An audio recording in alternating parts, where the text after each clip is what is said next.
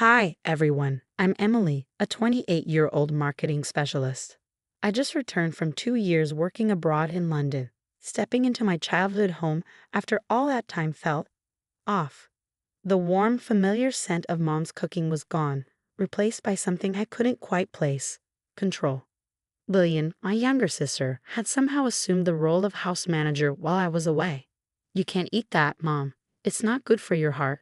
Lillian's voice echoed from the kitchen.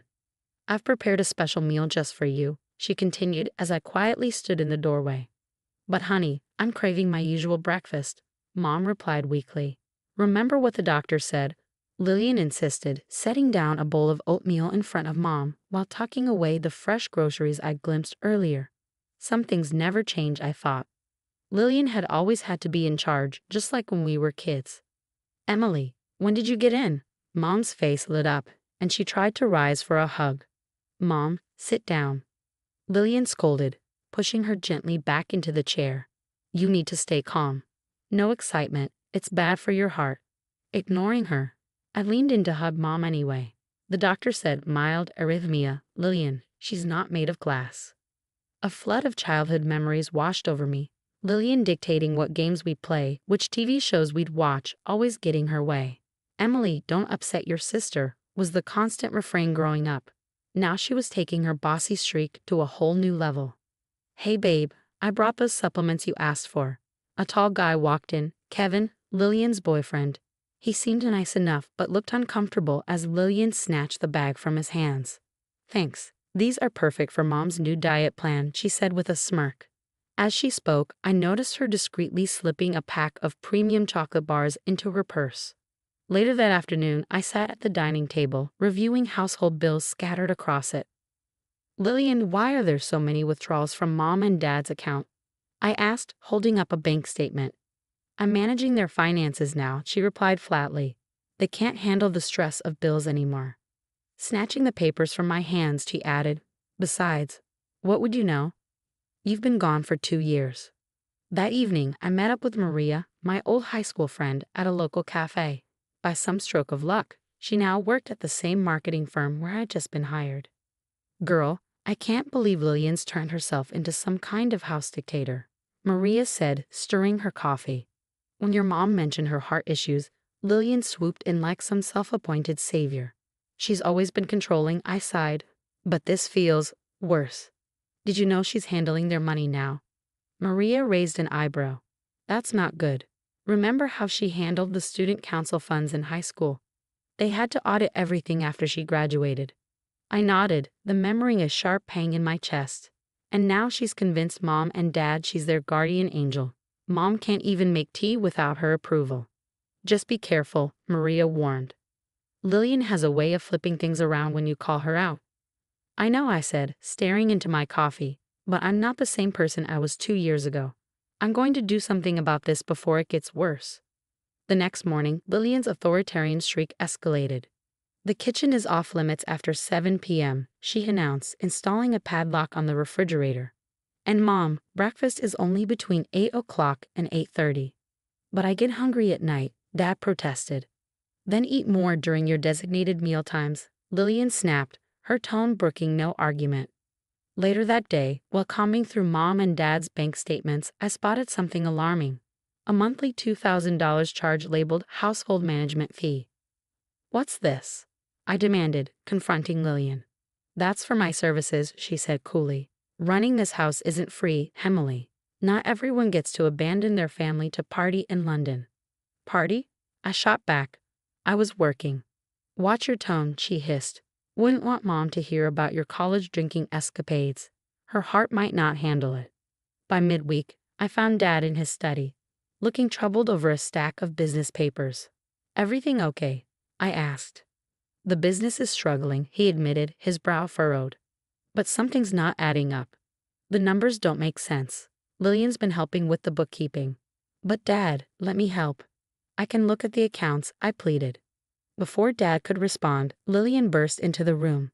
"Absolutely not. Dad's under enough stress. I'm handling everything."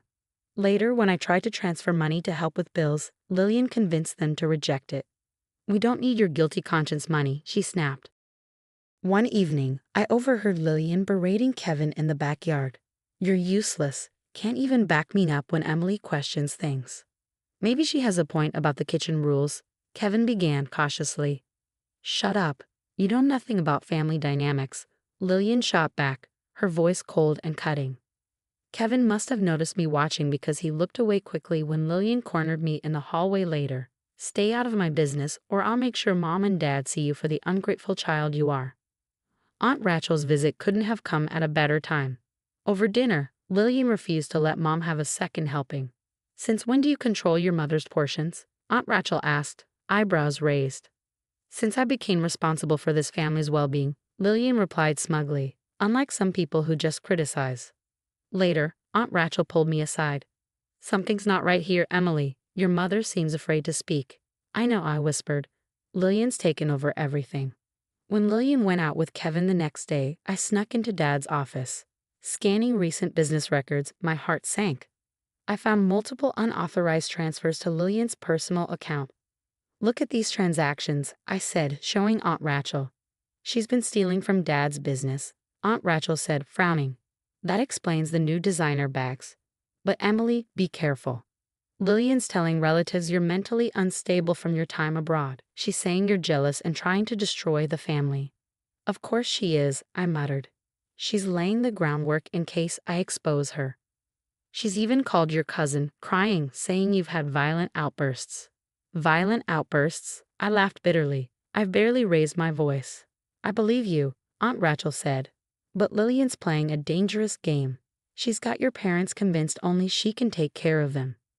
"She's not taking care of them," I said, gripping the evidence. "She's controlling them. And now I can prove it." That evening, Kevin caught me outside work. "We need to talk," he said. "Lillian's not what you think. I found something on her laptop, documents from her old jobs. She's done this before." "Done what?" I asked, my stomach nodding. "Financial fraud. She was fired from Jefferson Marketing for stealing client funds. Then from Citibank for manipulating accounts, even a tech company before that. She always targets people who trust her." I showed him my documentation. "Like these transfers from Dad's business?" "Exactly, but there's more. She's planning something bigger." I overheard her talking about getting your parents to sign over the house. Aunt Rachel and I met with one of Lillian's former coworkers, Jenny. Over coffee, Jenny recounted her experience. "She seemed so helpful at first," Jenny said, shaking her head. "Offered to manage the office finances. By the time we discovered the missing money, she'd already moved on." At home, I noticed Lillian rushing to hide papers when I entered her room. Later, while she was showering, I found her diary tucked under the mattress. My hands shook as I read her words. "Once the house is in my name, we can discuss assisted living options for Mom. Dad will be easier to handle once she's gone." I shared what I found with Aunt Rachel. "She's not just controlling them, she's planning to get rid of them." "We need to act now," Aunt Rachel said, gathering bank statements. "This pattern is clear. She's been siphonning money for years." That evening, everything came to a head. Dad clutched his chest, reaching for his medication. "You can't take those now," Lillian shouted, blocking the cabinet. "It's not time." "I need them," Dad gasped. "Give him the pills, Lillian," I demanded, moving toward the cabinet. "Stay back. You don't understand his condition." "Stop it, Lillian. I saw your diary. I know everything." Her face went pale. "You went through my things." "Like you went through Dad's business accounts, or those 3 jobs you got fired from." Kevin stepped out from the hallway. "It's over, Lillian. I found all the evidence on your laptop." "You went through my computer," she hissed. "How dare you?" "I had to," Kevin said. "The transfers, the fraud, the plans for your parents, it's disgusting. You don't understand. I deserve this. I'm the one taking care of them." "No," Kevin said firmly. "You're exploiting them. We're done. And if you try anything, everything goes public." "You can't prove anything," Lillian snarled. "Actually, we can." I held up my phone. "Jenny had a lot to say, and we got your diary, the bank records, and the emails." Lillian lunged for my phone, but Kevin blocked her. "It's over, Lillian." Kevin headed for the door. "Emily, I'll email you everything I found." "Lillian, don't contact me again." Lillian's carefully constructed world crumbled as she stood there, shaking with rage. "You'll regret this," she hissed. The dining table was littered with evidence as Aunt Rachel stood beside me for support. "But she's been taking care of us," Mom said, her voice trembling. "No," I said gently. "She's been controlling you. Look at these nursing home applications she filled out.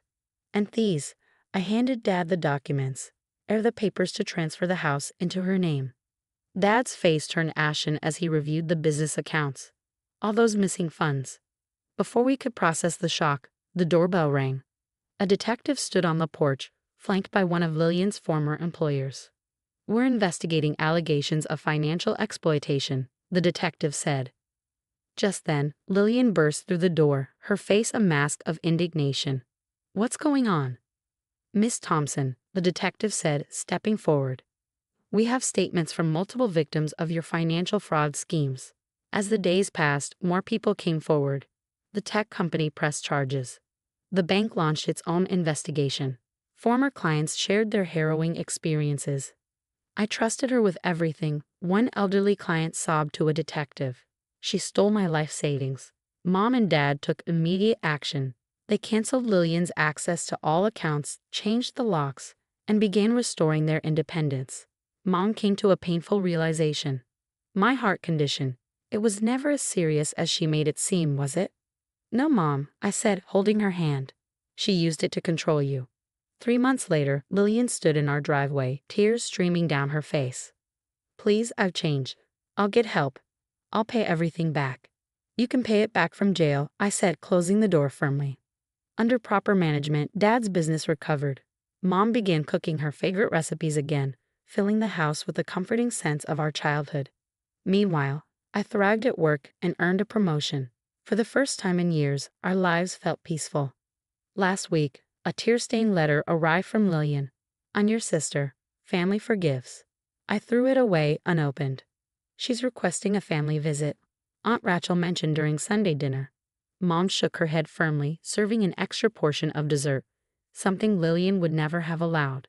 "Some things can't be forgiven," she said. "She chose control over family. Now she can live with those consequences." The last I heard, Lillian faced additional charges. Meanwhile, I focused on building a life surrounded by genuine love and trust. Sometimes, family isn't defined by blood but by who earns your trust and respect. And as for forgiveness, not everyone deserves it. Cutting off toxic people isn't harsh, it's necessary for healing. If you were in my position, would you have exposed Lillian the moment you discovered the first signs of financial abuse? Or would you have tried to handle it privately within the family? Was I too harsh in gathering evidence secretly before confronting her? Some say family loyalty should come first, while others argue that protecting vulnerable loved ones is more important than keeping family secrets. What would you have done?